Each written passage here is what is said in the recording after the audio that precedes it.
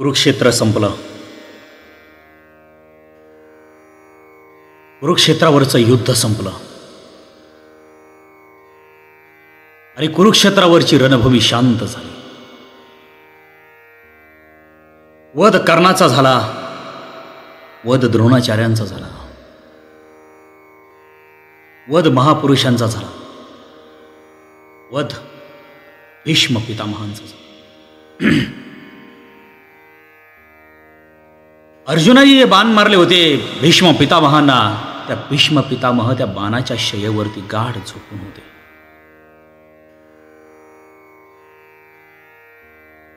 राज्याभिषेक झाला.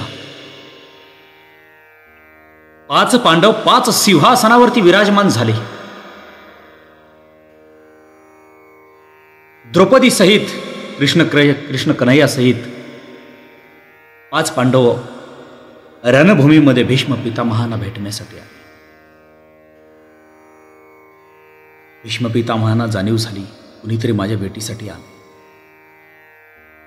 इच्छामरण होतं त्यांच्या हातामध्ये. आपण उघडली, समोर पाहिलं तर 5 पांडव परिवार वसुदेव देवकी नंदन कृष्णा सहित हजर होता. कृष्णाकडे पाहिलं पांडवांनी.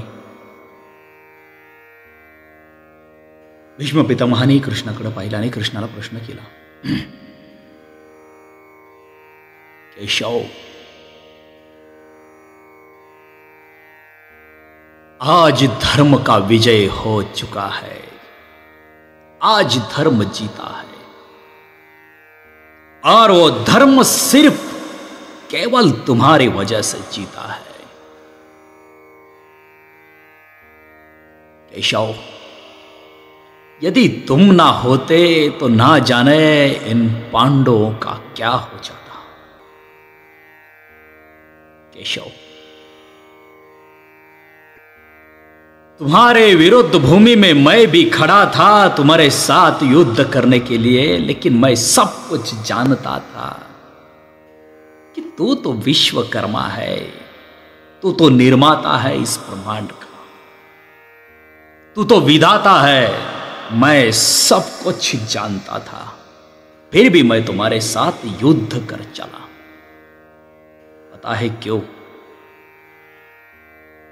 मेरी मजबूरियों ने, मेरी प्रतिज्ञा ने, मेरे बचनों ने मुझे जकड़ रखा था, मुझे बांध रखा था. इसलिए मैं अधर्म को नहीं छोड़ सका और धर्म के साथ युद्ध नहीं कर सका. भीष्म पितामहाने 5 पांडवांवरती नजर टाकली. युधिष्ठिराकडे पाहिलं आणि युधिष्ठिराला बोलू लागले, हे युधिष्ठिर, हे अर्जुन, हे पांडु पुत्रो, आज मैं बड़ा भाग्यशाली हूं कि आज केशव के सामने मुझे मृत्यु आ रही है. मैंने मेरे जिंदगी में आज तक किए हुए सबके सब वचन आज पूरे हो गए. आज मैंने दिए हुए हर एक वचन आज मैंने निभाए. मेरी हर एक प्रतिज्ञा आज पूरी हो गई. लेकिन पांडव पुत्रों, आज मुझे जाने की आज्ञा दो. आज तक मुझे ये हस्तिनापुर छोड़कर जाने की इच्छा नहीं थी, लेकिन आज इच्छा हो चुकी है कि मुझे ये हस्तिनापुर और आप सबको छोड़कर जाने की मुझे इजाजत दीजिए. मैं जाना चाहता हूं मेरे भाइयों के पास. मैं जाना चाहता हूं जहां से मैं आया हूं. कृष्ण कन्हैया भीष्म पितामहांना हात जोडून विनंती करू लागले, बोलू लागले, हे पितामह, आप तो ज्ञानी है, आप राजनीति सब जानते हैं। हे पितामह, अब जाने से पहले राजनीति की कोई तो सीख अपने 5 पांडवों को देने की कोशिश की। पितामह मना ले, हे केशव, तुम बड़े नटखट हो केशव, बड़े नटखट हो तुम। ज्ञान तो तुम्हारे पास भी बहुत है और तुम हो उनके साथ केशव, तो फिर आपके होते हुए हमें और राजनीति की सीख देने की ही क्या जरूरत है?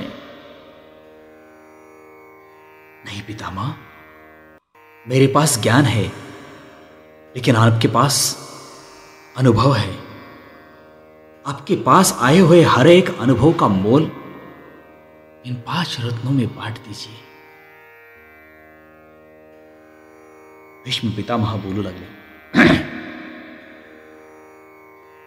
आओ पांडु पुत्रों, तनिक मेरे नजदीक तो आओ। युधिष्ठिर, तुम तो खुद बेखुद एक धर्म का प्रतीक हो, धर्म का प्रतीक। हे धर्मराज, तुम्हारे जैसे योद्धे जब रास्ते से चलते भी हैं तो धर्म के मार्ग निकल आते हैं, धर्म के मार्ग निकल आते हैं। युधिष्ठिर, हे अर्जुन, आज मुझे कहने के लिए बड़ा गर्व हो रहा है कि मुझे अर्जुन जैसे योद्धा ने मारा है। अर्जुन, तुम यदि मेरा वध ना करते तो मेरे मृत्यु का बड़ा अपमान होता, बड़ा अपमान होता। अर्जुन, आज तूने तो मेरे छाती को छल्ली बना दिया, मेरे शरीर को लहू लुहान बना दिया। वाह, जीते रहो पुत्रों, जीते रहो, विजय भव। लेकिन हां पांडुपुत्रों, आगे जाकर तुम 5 में कोई भी मतभेद हो सकते हैं, हो भी सकते हैं, होते रहते। आगे जाकर तुम 5 भाइयों के एक दूसरे के साथ झगड़े भी हो सकते हैं।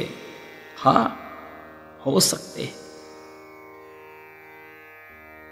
लेकिन युधिष्ठिर, एक विनती मेरी जरूर याद रखना, तुम सब एक मेरी विनती याद रखना। भारत माता के फिर कभी टुकड़े मत होने देना, कभी टुकड़े मत होने देना। ए अर्जुन, ए धर्मराज, जो जन्म देने वाली अपनी माता होती है, अगर भाई भाई के झगड़े ही क्यों ना हो जाए, झगड़े होने के बाद अपने जन्म देने वाले माता के टुकड़े करके तो कोई उन्हें बांट नहीं सकता ना। तो फिर ये भारत माता ही है हमारी। तो हमारे भारत मां के भी कभी टुकड़े मत होने देना, कभी एक दूसरे में मत बांट लेना। हे विधाता, संभालो, मेरी भारत मां को संभालो। और तुम भाई 5 बड़े भाग्यशाली हो कि तुम लोगों के साथ मार्गदर्शन करने के लिए ये नटखट है, ये केशव तुम सब लोगों के साथ है। युधिष्ठिर, अर्जुन, और एक बात याद रखना, जब खुशी होती है अपने जिंदगी में कभी, तो खुशी के साथ कभी किसी को वचन मत देना। प्रतिज्ञा मत करना, किसी को वचन देने की कोशिश कभी मत करना।